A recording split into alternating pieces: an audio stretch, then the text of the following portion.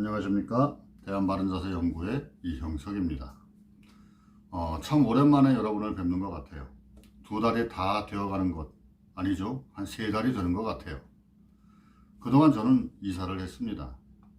저의 일을 전문적으로 하려고 조그만 오피스텔을 하나 얻었어요. 사업자 등록증의 명칭도 이형석 활법으로 바꿨습니다. 이제는 저의 이름을 걸고 해도 될 것 같은 생각이 들었어요. 제가 활법의 길을 걸은 게 40년이거든요. 정확히 말하면 39년 됐습니다. 그런데 오랜만에 봐도 목소리는 여전히 딱딱하네요. 제가 생각해도 그래요. 부드럽게 하고 싶은데 잘 안 되네요. 그래도 언젠가는 잘 할 수 있을 거라고 생각을 하면서 오늘도 시작하겠습니다. 활법 정말 좋은 건데, 뭐 어떤 광고는 아니지만 활법 정말 좋은 건데 활법을 알면 병원에 갈 일이 참 많이 줄어들 텐데요. 자, 오늘은 목 교정에 대한 첫 번째 시간을 가지려고 해요. 이제부터 목 교정에 대한 실기를 하려고 합니다. 목 교정을 하려면 일단 목에 대해서 좀 우리가 알아야 되겠죠. 목에 대해서 알지도 못하면서 무턱대고 교정을 한다면 매우 위험한 상황에 놓이게 될 수도 있을 거예요.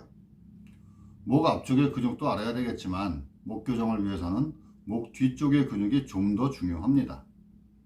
목 뒤쪽으로 피부 뒤로 첫 번째 근육은 승모근이에요. 승모근은 후두부의 끝에서부터 시작을 하거든요. 승모근 뒤쪽으로 두판상근, 경판상근, 두반극근, 경반극근 등 여러 가지 근육들이 있습니다. 옆쪽으로도 두 췌장근도 있고 전사각근, 중사각근, 후사각근, 또 흉쇄유돌근이라는 것도 있죠. 이런 근육들이 경추에 붙어서 경추에 직간접적인 영향을 주게 되는 겁니다. 두판상근이나 두반극근이 어떤 이유로 굳어지면 두통이나 어지러운 증상들이 시작이 돼요. 그리고 목 뒤쪽에 있는 여러 가지 근육들이 어떤 이유로 굳어지면 목뼈, 즉 경추를 자기 쪽으로 당기기 시작을 하죠. 이렇게 근육이 굳어지면 척추의 변형도 발생하게 되고 그에 따른 여러 가지 증상들이 나타나는데요. 앞서 말한 두통이나 어지러움증은 가장 먼저 나타나는 증상 중에 하나예요. 이때 근육을 잘 풀어주면 두통이나 어지러움증은 사라질 확률이 아주 높지만 이걸 방치하고 조금 있으면 괜찮아지겠지 하고 그대로 놔두면 근육은 더욱더 굳어져서 불면증도 생기고 시력도 나빠지고 또 건망증도 심해지고 생활 속의 모든 일에 대해서 조금만 자극이 되어도 스트레스를 받게 돼요. 그래서 짜증이나 화를 잘 내는 증상들이 나타날 수가 있습니다. 그런데 여기서도 관리를 안 하고 계속 방치를 하면 경추는 더욱더 변형되면서 고혈압도 생기게 되고 이명이나 환청, 심하면 중풍까지 이어질 수 있는 아주 심각한 상황에 놓일 수도 있는 거예요. 또한 일자목이나 거북목, 목 디스크도 발생할 수가 있겠죠. 이렇게 목은 허리보다 중요한 부분이에요. 쉽게 생각해서 허리가 잘못되었을 때의 가장 큰 증상은 하반신 마비지만 목이 잘못됐을 때의 가장 큰 증상은 전신 마비예요. 처음에 목 근육만 풀어줘도 아무 일 없을 것을 계속 방치를 해서 이렇게 큰 질병들과 친해지게 될 필요는 없겠죠. 목 근육을 어떻게 풀어주느냐에 대해서도 말씀드릴 건데요. 스스로 이렇게 뒷목을 잡고 조물조물 풀어도 되지만 다른 누군가가 풀어주면 효과는 더 좋을 겁니다. 안마의자나 마사지 기구로 풀어주는 방법도 있겠지만 좀 더 확실히 풀려면 사람 손이 가장 좋아요. 구석구석 원하는 곳을 풀 수도 있고 여러 층으로 이루어진 근육들 중에서 원하는 근육을 풀 수가 있기 때문이죠. 근육을 풀어주는 데 대해서 자세는 그렇게 중요하다고 생각지는 않습니다. 앉아서 풀던, 누워서 풀던, 옆으로 누워서 풀던, 엎드리게 해서 풀던 간에 잘 풀어주기만 하면 되는데요. 이왕이면 풀어주는 사람이 편한 자세라면 더 좋겠죠. 목 근육을 푸는데 물구나무를 서서 풀거나 거꾸로 매달리게 해서 푸는 사람은 없을 거예요. 저는 개인적으로 옆으로 눕게 해서 푸는 방법을 가장 선호합니다. 근육을 푸는 방법으로는 2가지만 기억하시면 돼요. 첫째는 근육층이 한 겹이 아니라는 겁니다. 뒷목의 근육들을 봐도 피부 뒤로 승모근이 있죠. 그 뒤로 두판상근, 두반극근도 있고 또 그 뒤로 두췌장근, 상두사근, 대후두직근, 소후두직근 등 여러 가지 근육들이 있어요. 그래서 손가락으로 근육을 살짝 누른 상태에서 최대한 누른 상태까지를 3등분 정도를 하세요. 피부 뒤로 살짝 누른 상태를 1단계라고 하면 중간쯤 누른 상태를 2단계, 완전히 누른 상태를 3단계로 설정을 하시고 승모근을 풀려고 한다면 1단계 정도의 앞정도로 풀면 되겠죠. 두반극근이나 상두사근을 풀려면 2단계 정도의 앞으로, 그리고 속근육인 대후두직근이나 소후두직근을 풀려면 3단계의 앞으로 해주면 되는 거예요. 두 번째는 어느 근육을 풀던 간에 그 근육을 누른 상태에서 비비듯 풀라는 겁니다. 대충 누른 상태에서 이게 피부 바로 뒤를 건든 건지 피부에 손만 누른 건지 아니면 최고 누른 건지 왔다 갔다 하면서 근육을 풀게 되면 피부가 벗겨지는 아픔을 경험하게 될 거예요. 여기서 제가 팁을 하나 드릴게요. 근육을 풀다 보면 손만 대도 너무 아파하는 사람들이 있어요. 이렇게 손만 대도 풀려고 해도 막 아프다고 막 비명 지르고 그런 사람들이 있어요. 살짝만 손을 대도 너무 아파하니까 근육을 어떻게 풀겠어요? 이럴 때는 두 손가락 혹은 손바닥으로 피부를 비벼주세요. 피부를 누른 1단계 정도의 압으로 점점 빨리 천천히 하다가 점점 빨리 이렇게 비비다 보면 이 피부에서 열이 나겠죠. 이때 승모근을 풀듯이 1단계 압으로 천천히 풀어주면 아파하지 않습니다. 이렇게 1단계의 압으로 풀고 나서 그 다음에 2단계의 압으로 풀면 역시 또 아픔을 모르게 풀 수가 있어요. 물론 시간은 걸리죠. 그러나 통증 없이 근육을 풀려면 이 정도의 시간은 감수를 해야 하는 겁니다. 핫팩을 이용해서 뜨거운 찜질로 근육을 따뜻하게 하는 방법도 있겠죠. 그러나 제 경험상으로는 손으로 비벼서 푸는 게 가장 효과가 좋더라고요. 이렇게 근육을 풀고 나서 경추에 대한 진단, 촉진을 하는 겁니다. 근육을 풀기 전에도 진단은 해야 하고요.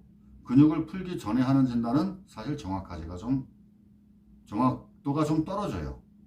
근육을 풀기 전에는 분명 경추가 틀어져 있었던 것처럼 느꼈는데 근육을 풀고 나서 보면 경추에 이상이 없는 경우가 많아요. 어느 한쪽에 근육이 굳으면 수축되는 힘이 강해지고 강해진 힘으로 척추를 당기게 되잖아요. 그러나 이 강해진 근육이 오래된 게 아니라면 척추는 강한 근육 쪽으로 당겨지려고 준비는 하겠지만 아직 당겨진 건 아니지요. 이럴 때 간혹 척추가 변형된 것처럼 오진을 할 수가 있어요. 그래서 반드시 근육을 풀고 난 후에 다시 촉진을 해야 하는 겁니다. 만약 근육을 풀지 않고 바로 교정을 해버린다면 어떻게 되겠어요? 척추는 반대쪽으로 다시 틀어지는 결과가 될 겁니다. 아주 위험한 거예요.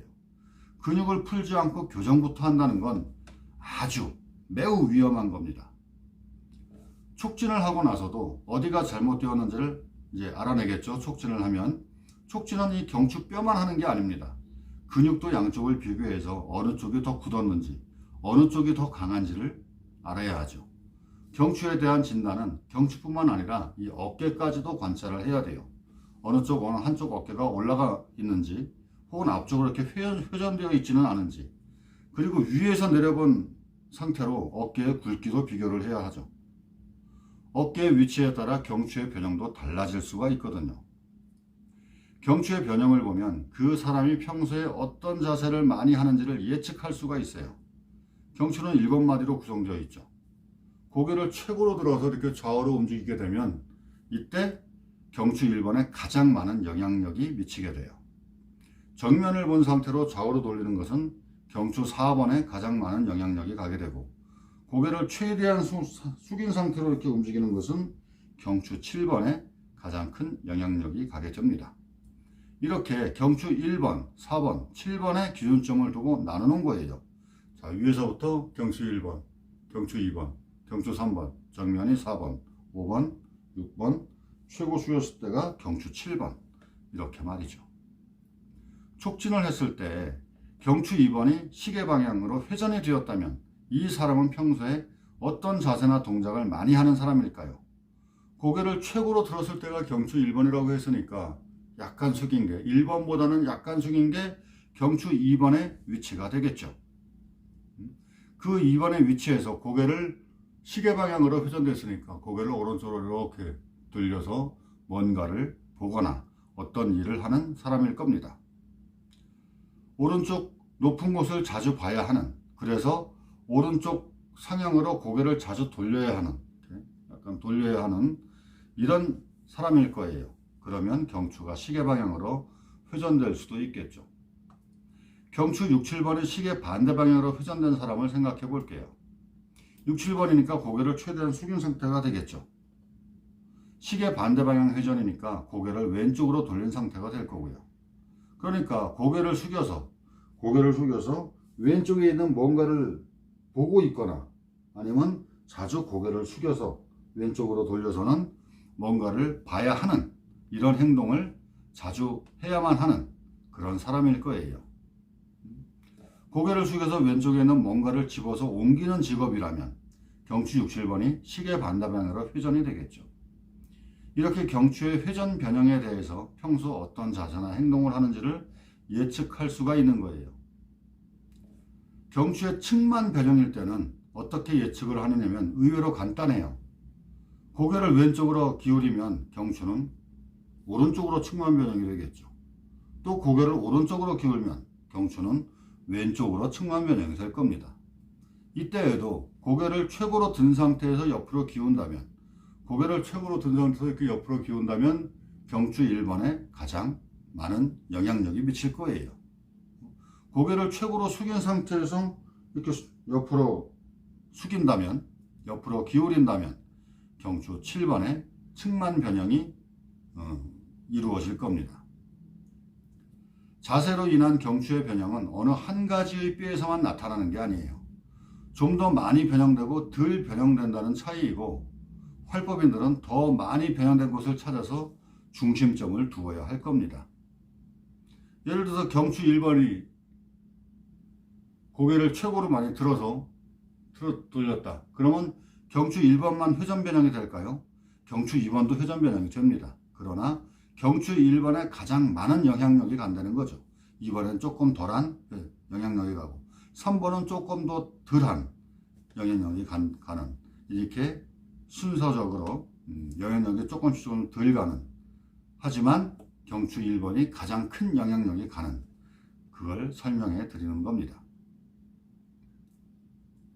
컴퓨터를 많이 하는 사람, 높은 베개를 베는 사람, 휴대폰을 장시간 사용하는 사람들에게서 나타나는 목질환이 일자목이나 거북목이죠. 또 시력이 나쁜 사람이 책을 보거나 신문을 보거나 컴퓨터나 휴대폰을 많이 사용해도 거북목으로 진행될 확률이 클 거예요. 시력이 나쁘니까 이렇게 좀 더 다가가서 가까이서 보게 되고, 이런 자세 자체가 이렇게 거북목의 자세가 되겠죠. 또 시력이 좋더라도 컴퓨터나 휴대폰을 너무 자주 하는 사람이라면 시력이 나빠질 거예요.